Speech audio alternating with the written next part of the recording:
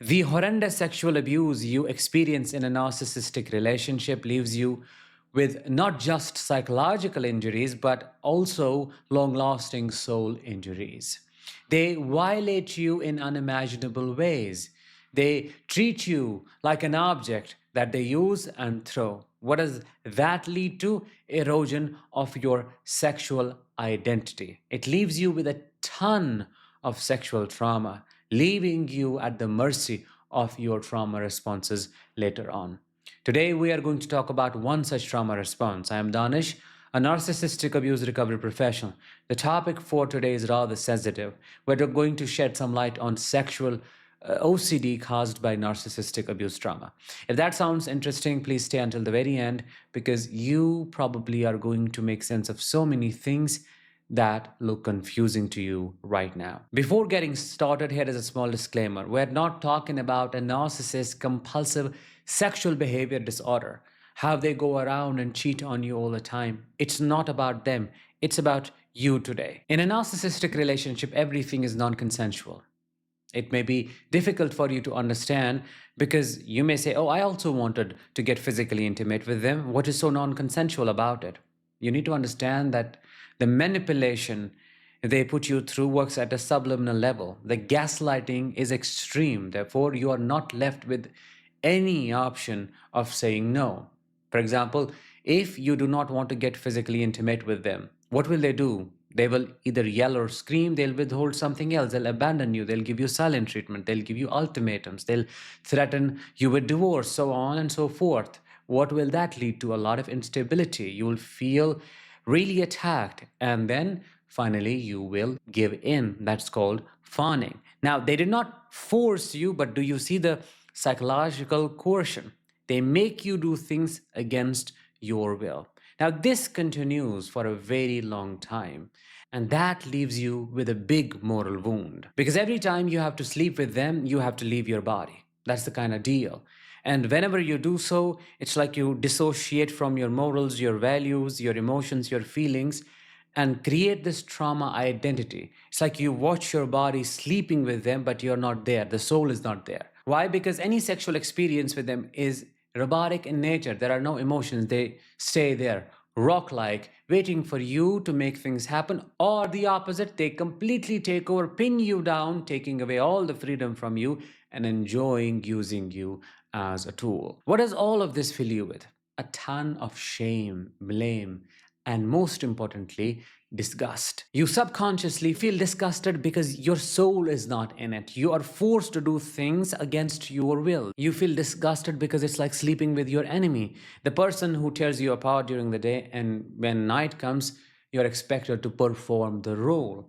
That's not okay. That's not how humans function. That's only how narcissists think people function because it doesn't matter to them. They can destroy you, they can make you cry, they can say the most horrible things to you, and within a couple of minutes, they can demand sex. Why? Because it's the high of control. Oh, I am getting him back. Oh, I am getting her back. You can't escape me. That is what leads to the development of sexual OCD. What is sexual OCD in this context? An obsession with purging the shame, the blame, the disgust that manifests as a compulsion, such as obsessively cleaning your surroundings. You have to bath 4 to 5 times a day. You have to keep washing yourself all the time. Your hands, oh, they have to be free of skin. You keep scratching yourself, you keep pulling your hair. Something feels dirty all the time. It may not be a full blown OCD, it's something that you have started to struggle with after that narcissistic relationship. If you are a child of a narcissistic parent and there was a big violation of sexual boundaries, there was sexual incest, you can display such behaviors as well. You can be really controlling of your environments, and you can continuously obsess with thoughts that may not make any sense. What kind of thoughts? Oh, I am a pervert. Oh, what if I am what exactly they were? Because you internalized that experience so much so that you thought you are who they were to you, a user and an abuser. Oh, what if I am a sexual predator? You will be so triggered by these intrusive thoughts that you may even stop looking at your body, acknowledging your parts, your private parts. You may even stop touching them. That's how extreme it can get.